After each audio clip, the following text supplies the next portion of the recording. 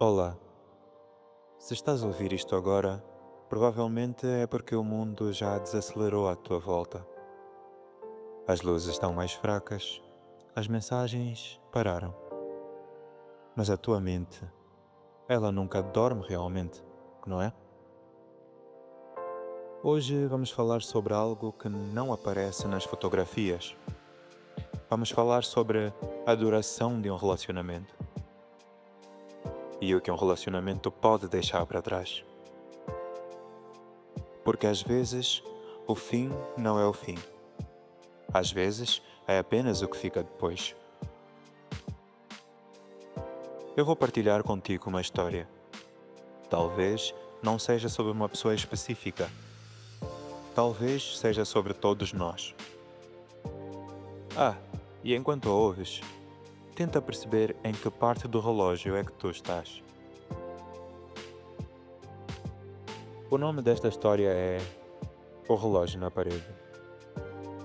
E ela começa dizendo que, no centro de uma casa antiga, havia um relógio enorme pendurado numa parede. Ele não era um relógio comum, porque ele não marcava horas, ele marcava relacionamentos.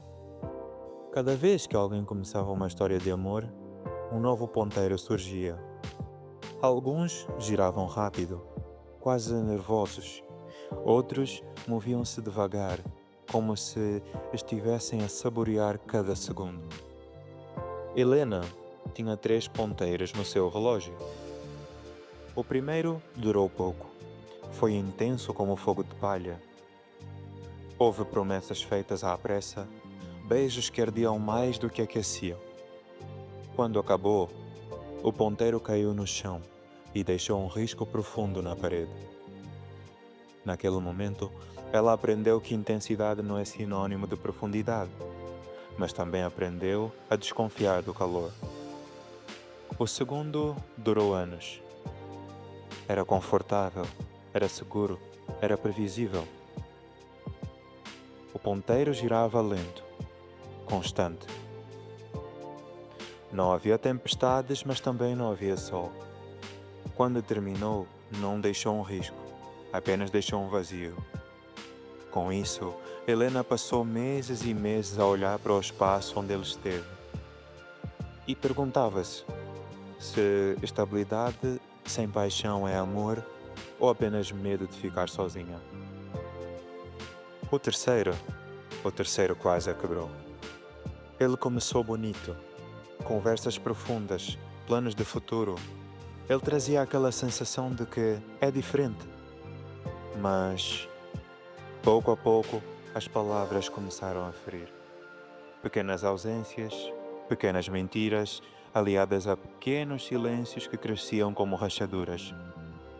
Quando terminou, o ponteiro não caiu. Ele simplesmente explodiu. E os estilhaços ficaram na parede. Durante algum tempo, Helena deixou o relógio parado. E ela jurou para ela mesma que não colocaria mais ponteiros ali. Porque, para quem já sofreu demais, amar deixa de ser esperança e transforma-se em risco. E risco cansa. Mas um dia, ao limpar a casa, ela reparou em algo curioso. Os riscos na parede contavam uma história. O vazio ensinava o valor da presença. E até os estilhaços tinham formado um desenho, torto, mas bonito. Ela percebeu que cada relacionamento não mede apenas tempo. Cada relacionamento é capaz de esculpir e moldar. Alguns deixam traumas, outros deixam maturidade. Alguns roubam inocência, outros ensinam limites.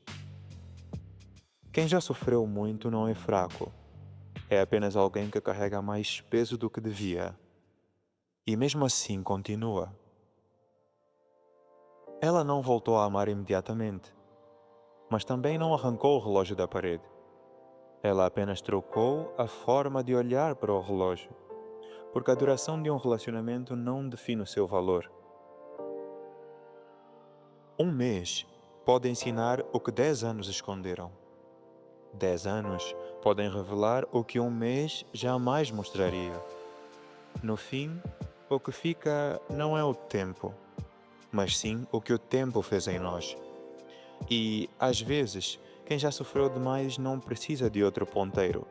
Precisa apenas de aprender que as marcas na parede não são cicatrizes feias, são mapas. E mapas não servem para nos lembrar de onde perdemos, mas servem para nos mostrar que sobrevivemos ao caminho.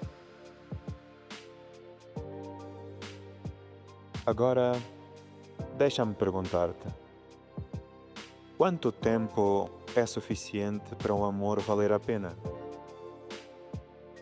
Um mês intenso marca menos do que 5 anos mornos? É melhor um relacionamento que acaba rápido ou um que vai morrendo devagar? Quantas partes de ti ainda pertencem a alguém que já não está? E será que tu sofres pelo que foi ou pela versão de ti que existia naquela altura? Quando alguém diz já sofri demais, o que é que isso realmente significa? Será que significa que essa pessoa amou demais? Ou que nunca aprendeu a sair quando devia? Eu acredito que a duração de um relacionamento não mede o seu impacto. Há pessoas que passam na nossa vida como se fossem tempestades.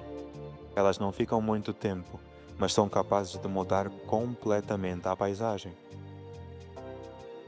E há outras que ficam anos, e mesmo assim, nunca nos tocam realmente. Quem já muito sofreu, começa a amar com travões, começa a medir palavras e começa a preparar a sua queda antes mesmo de saltar. E eu quero que percebas aqui que isso não é frieza, é sobrevivência.